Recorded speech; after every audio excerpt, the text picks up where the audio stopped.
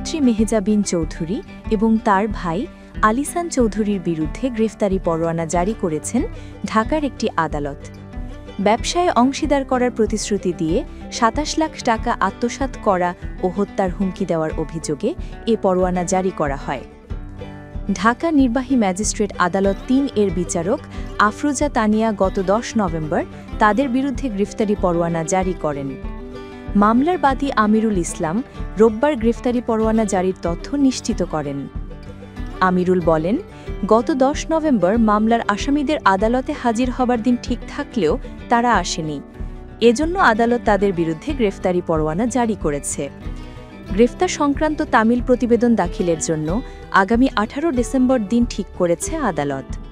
মামলার বিবরণে বলা হয়েছে, আমিরুল ইসলামের সঙ্গে দীর্ঘদিন পরিচয়ের সুবাদে বিভিন্ন প্রলোভন দেখিয়ে মেহজাবিন চৌধুরীর নতুন পারিবারিক ব্যবসার পার্টনার হিসেবে রাখবে বলে নগদ অর্থে এবং বিকাশের মাধ্যমে বিভিন্ন সময় ২৭ লাখ টাকা দেন।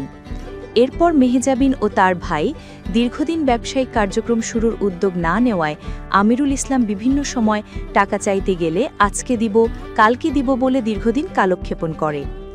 পরবর্তীতে গত ১১ ফেব্রুয়ারি বিকালে পাওনা টাকা চাইতে যান তিনি। তাকে ১৬ মার্চ হাতিরঝিল রোডের পাশে একটি রেস্টুরেন্টে আসতে বলেন। ওই দিন ঘটনাস্থলে গেলে মেহজাবিন ও তার ভাইসহ আরও অজ্ঞাতনামা ৪-৫ জন অকথ্য ভাষায় গালিগালাজ করে। তারা বলেন, এরপর তুই আমাদের বাসায় টাকা চাইতে যাবি না, তোকে বাসার সামনে পুনরায় দেখলে জানে মেরে ফেলব। এসব কথা বলে তারা আমিরুলকে জীবননাশের হুমকি ধমকি ও ভয়ভীতি প্রদর্শন করেন।